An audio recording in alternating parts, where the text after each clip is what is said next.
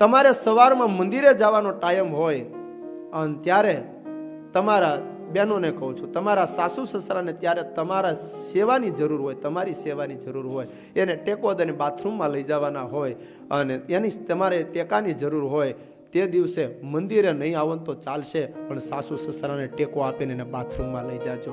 યુવાનોને કહું છું, તમારે પૂજા કરવાનો સમય હોય અને એ સમયે તમારા બાપને ટેકો આપવાનો સમય થાય ને, તો પૂજા થોડીક લેટ કરશો ને તો ચાલશે, પણ પહેલા તમારા બાપને ટેકો આપજો.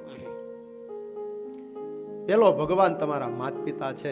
બીજી વાત બાલા ભક્તો કહું, આવા ઉત્સવ થાય છે, તમે સંતોને વસ્ત્રદાન કરો છો, રસોઈ આપો છો, પણ એવા જ લોકો, એવા સ્ત્રી ભક્તો રસોઈ લખાવજો, એવા જ પુરુષ ભક્તો રસોઈ કે ધોતિયા ઓઢાડજો, જે તમારા મા બાપની સેવા તમે કરતા હો.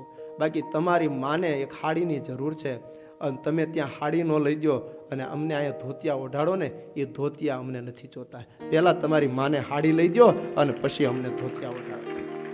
અમને ધોતિયા ઓઢાડનારા દુનિયામાં ઘણા છે, તમારી માને હાડી લઈ દેનારા તમે એક જ છો. સંતોની રસોઈ તમે લખાવો છો, બહુ સારી વાત છે, પણ તમારા મમ્મી પપ્પા ઘરે બીમાર છે, એને બિચારાના સિઝનના ફ્રૂટની જરૂર છે, કંઈક સારું શીરો કરીને ઓછું ઓછું જમવાની ઈચ્છા છે અને તમે તમારા મા બાપની રિક્વાયરમેન્ટ પૂરી નથી કરી શકતા અને આ 500 રૂપિયા રસોઈ લખાવો છો, એવી રસોઈ અમે ખાશું ને તો અમારા પેટ બગડશે.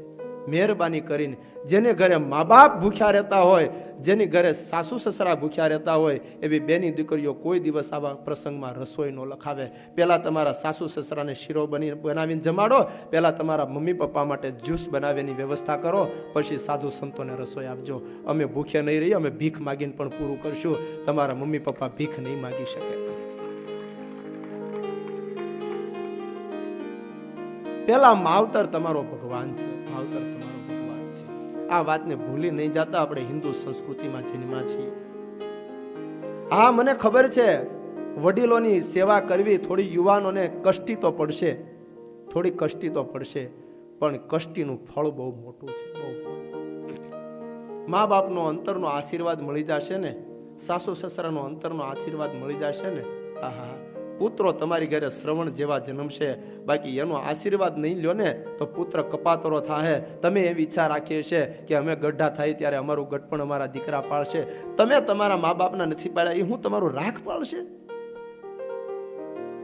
જૈસી કરની વૈસી ભરની, સુખ દુઃખ હે ક્યા બનકર મોકા.